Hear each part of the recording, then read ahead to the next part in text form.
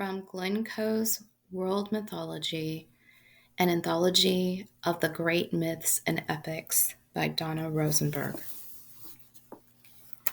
Page 324 begins the creation of the universe and human beings. Scholars believe that many of the Chinese myths that have come down to us are not as old and authentic as the myths from other ancient cultures. The problem began in 213 BC when the first emperor of China burned all books that were not about medicine, prophecy, or farming. Then during the Great Han Dynasty, the emperors instituted the teachings of Confucius as the state religion and banned religions that involved nature worship. Many of the old myths that had been passed down orally were recorded anew during this period. However, Han scholars revised them to reflect their own attitudes and the political and religious climate of their time. Fortunately, the Han scholars were also great collectors, and unlike earlier scholars who were more aristocratic in their focus, Han scholars collected oral myths, legends, and folk tales from the common people. Therefore, some myths that appear for the first time during the Han Dynasty are actually from an earlier period. The Chinese have three basic creation myths involving yin and yang, nu kua, and pan ku. Yin and Yang, who are two gods, appear in the Hanan Zhu, Master of Hunan, compiled early in the Han period by Luan, the king of Huan. In these myths, Yin, shaded, and Yang, sunlit, arise out of chaos and represent complementary essences in the universe that, taken together, comprise the whole. Yin is the female principle in nature, heavy, dark, earthy, passive, submissive, and cool.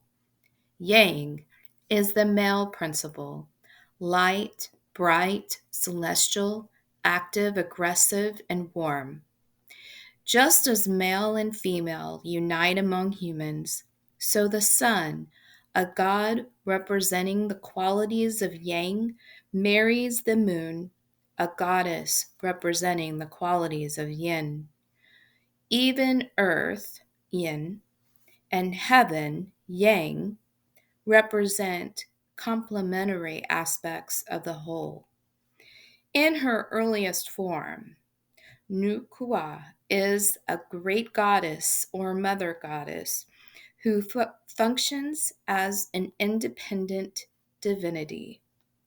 In the Feng Su Tung Yi, compiled later in the Han period by Ying Shao, Nukua creates human beings. The fact that in this new Kua myth, the other forms of life have already emerged from Pan Ku's corpse reveals that the myth of Pan Ku already existed, at least in an oral form. In Luan Huan Zhu, Nu Kua appears as the great goddess or mother goddess, who is also goddess of fertility.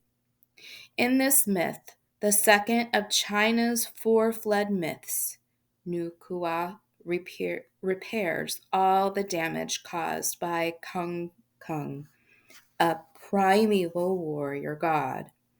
She puts an end to the great flood by building dams.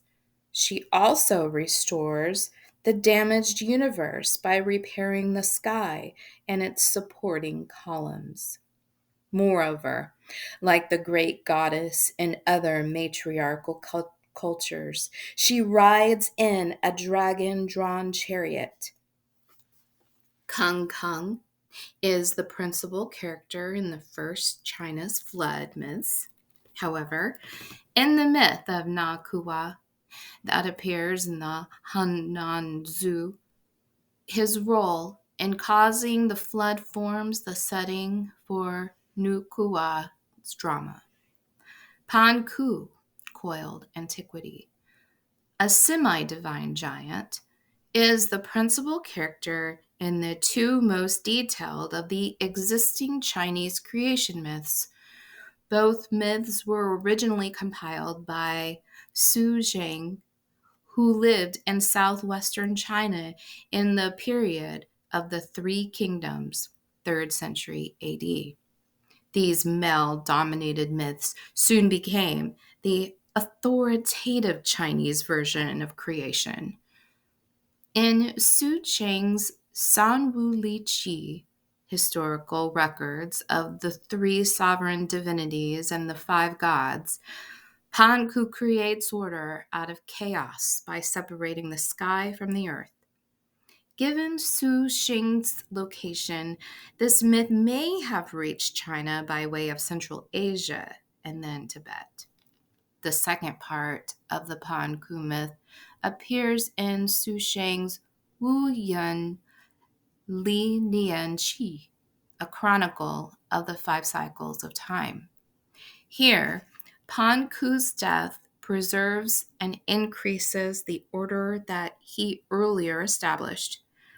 His corpse provides additional structure by differentiating the surface of the earth into a variety of natural forms, such as mountains, oceans, and forests, and by differentiating the heavens as well. The resemblance of this myth to many Indo-European creation myths leads scholars to conclude that it is probably Indo-European or in origin. Su Sheng may have collected it from Central Asian sources.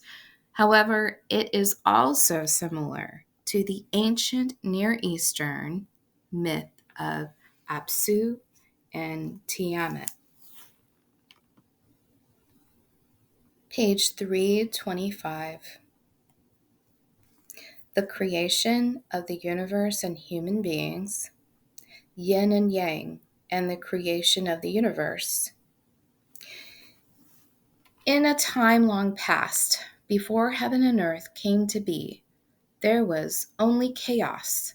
The universe was vast, obscure, and barren, for there was only a great, gaping expanse of desolate space, without light, without form, and without life. Images alone appeared and disappeared within the mist. Then it came to pass that chaos gave birth to two gods. They wove the fabric that became the heavens, and they molded the substance that became the earth. So great were these gods that they were beyond understanding. They could move higher into the heavens and lower into the depths than anyone could imagine, and no one knew where they took their rest. After the two gods had fashioned heaven and earth, it came to pass that they became separate in form and in function. They divided into yin and yang, and yang gathered into himself all that was bright and light. And like a mist, yang drifted upward into heaven and became one with it. And heaven became round. Then yin gathered her into herself all that was dark and heavy. And like a thick, plodding mass, yin sank downward into the earth and became one with it. And earth became square. Yang's hot breath became intense and gave birth to fire, and his fiery breath became the sun. Yin's cold breath became intense and gave birth to water, and her watery breath became the moon. Stars spun off the sun and the moon, and being part of Yang, the sun, the moon, and the stars all settled in the sky, while being part of yin, rivers and seas, rainwater, silt, and dust all settled on the surface of the earth. The complex essence of yang and yin became the four seasons that dwell on earth in an endless cycle. And the essence of the four seasons became the 10,000 things in nature that populate the earth. Substances became hard or soft, and a multitude of living things came into being. The vapor that was dense and cloudy took the form of insects, and the vapor that was pure took the form of human beings. Page 326. Ni Kwa, creator and preserver of human life. Ni Kwa, the great goddess and mother goddess, created the first people. She herself was formed like a human being, except that instead of legs, she had the tail of a dragon. Ni Kwa glided over the earth, and as she traveled, she admired all of the beautiful forms that had emerged from Panku's corpse. She loved the trees and the plants and the flowers, but she was most interested in the fish and the animals, for these living creatures were more active. Ni Kwa decided that she wanted to watch the fish and the animals, and so she stopped gliding and studied them. And after studying them for a while, Ni Kwa decided that creation was not yet complete, for animals and fish were not intelligent enough. She decided that she would now create creatures who would be superior to all other living things. And so Ni Kwa glided along the yellow river, and she decided to use the yellow earth of this riverbed to form human beings. And so she sat down along the shore of the river. She then took handfuls of wet clay with the riverbed, and she formed them into little people. She made them look almost like her, but instead of dragon tails, she gave each of them 2 legs to match their 2 arms. As soon as her little people were prepared to walk, Ni Kwa breathed life into them. Some she infused with yang, the masculine, aggressive principle in nature, and these little people became men.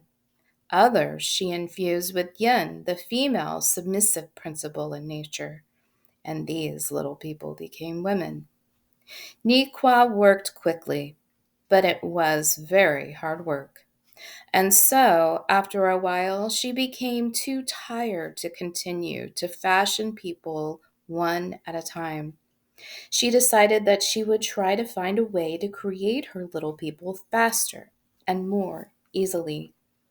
And so Ni Kwa glided along the shore of the river, and it came to pass that she soon spied a twisted rope, the type of measure that builders would use in time to come.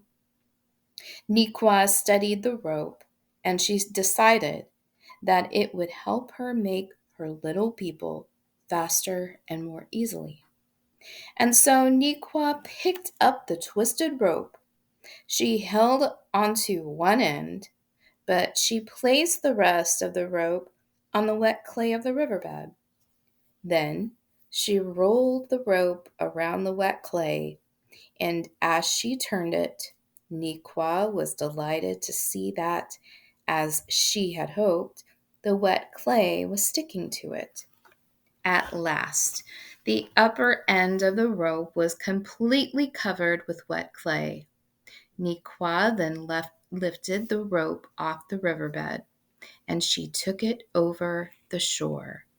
And Ni Kwa was delighted to see that she had hoped Each drop of clay that fell off became a human being. Nikwa was pleased that she had created her little people faster and more easily, but her two methods did not create exactly the same type of human beings. The people whom Nikwa fashioned by hand from the rich yellow earth of the riverbed were high-born, wealthy, and intelligent. But the people who had fallen in drops from her rope were low-born, poor, common folk. Nevertheless, all of Nikwa's children built homes and settled into villages and farms in order to provide for their daily needs. In time, it came to pass that Kung, an age-old god, became so angry at another god that he attacked him. But Kung did not look where he was going, and so he rammed his head into one of the mountains that supported the sky. The mountain came tumbling to the ground, and as it fell, it tore a great hole in the sky, and it caused the earth to crack open in many places. Flames blazed forth from some of the crevices, burning homes and crops, and these fires raged far and wide, for no one could smother them.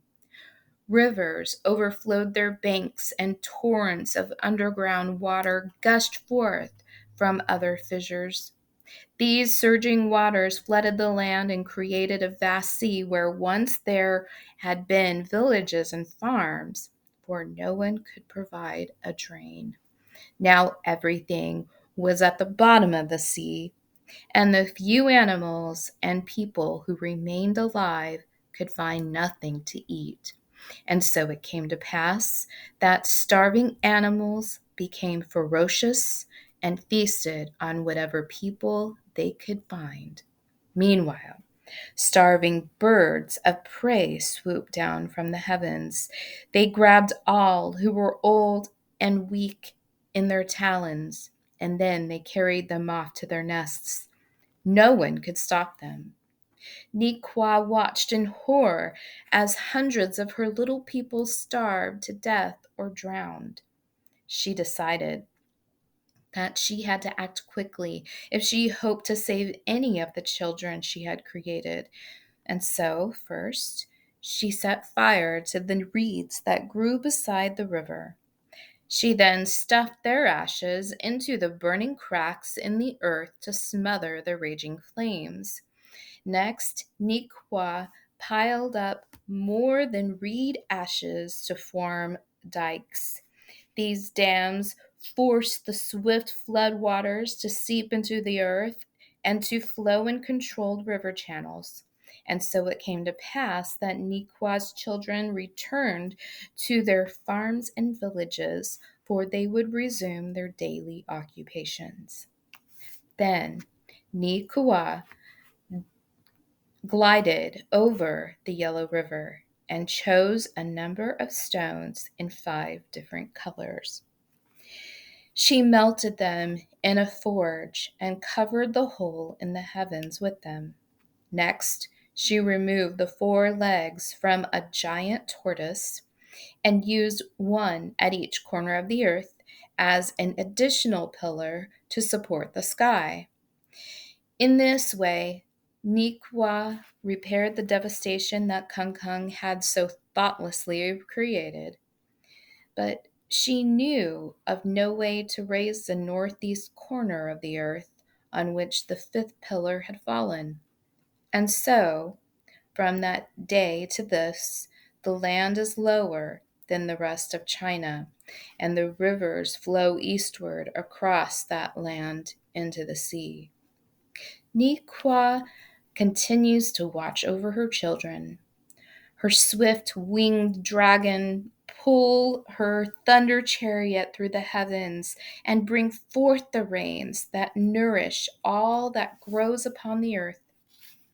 And so the hearts of Nikwa's children are filled with gratitude for all that the Mother Goddess has done for them and for all that she continues to do. Page 328. Panku, creator of the universe. In the beginning, an egg, like that of a chicken, contained the entire universe. Within the egg was one chaotic mass.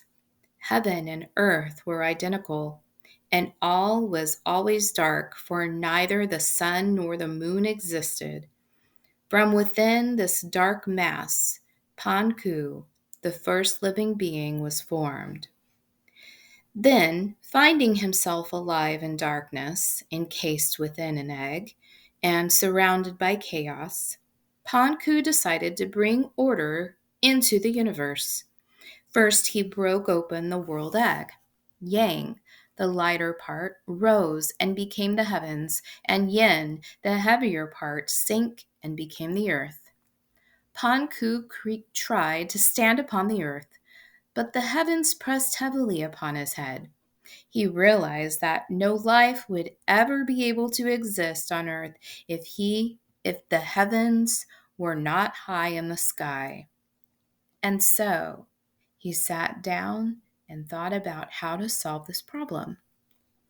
That day, Panku went through 9 transformations, and it came to pass that Panku became more godlike than heaven and more wise than earth.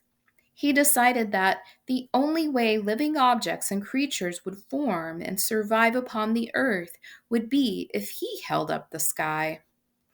For the next 18,000 years, Panku worked constantly to keep the heavens from crushing the surface of the earth. He ate only the mist that blew into his mouth, and he never slept. At first, he could only rest on his knees with his elbows bent, and yet, summoning all of his great strength, he pushed his feet against the earth and he pushed his hands upward against the sky. Each day, he pushed the heaven 10 feet higher, and he forced the earth to sink 10 feet lower. And each day, he became 10 feet taller. The time came when Panku could rise to his feet, but his knees were still bent as he pushed his feet down against the earth, and his elbows were still bent as he pushed his hands upward against the sky. At last, the time came when Panku could stand at his full height. And then he pushed his feet down against the earth with straight legs, and he pushed his hands upward against the sky with his arms stretched out to their full length. Day after day, and night after night, month after month, and year after year, Panku stood upright, as firm as a rock column. He never stopped pushing the earth lower with his feet, and he never stopped pushing the heavens higher with his hands. Panku's pushing caused the earth and the sky to move 10 feet each day. And so it came to pass that little by little, the earth sank lower and lower beneath the sky. And it came to pass that little by little, the sky rose higher and higher above the earth. And the lower the earth sank, the higher the heavens rose, the taller Panku became. At last, the earth rested far below the heavens, and the heavens rested high above the earth. And only then did Panku realize that he was very, very tired. He looked up at the heavens above his hands, and then he looked far, far down to the earth beneath his feet. And Panku felt certain that the distance between heaven and earth was so great that he could lie down and rest without fearing that the sky would collapse and crush the earth. So Panku lay down and fell asleep. And it came to pass that Panku died in his sleep. But he had not done all that he could do. For living objects and creatures could now survive upon the earth, but as yet they had no form. And so it came to pass that Panku's corpse gave shape and substance to the universe. His head formed the mountain of the east, while his feet formed the mountain of the west. His right arm formed the mountain of the north, while his left arm formed the mountain of the south, and his torso formed the mountain of the center. These 5 sacred mountains define the 4 corners of the square earth and its center. Each stood firmly upon the earth like a giant stone column, and each did its part to hold up the heavens. From the hair on Panku's head, chin, and eyebrows came forth the planets and the stars. His left eye became the sun, while his right eye became the moon. His breath formed the clouds and the wind. His voice became lightning and thunder, and his perspiration and body fluids became the rain and the dew.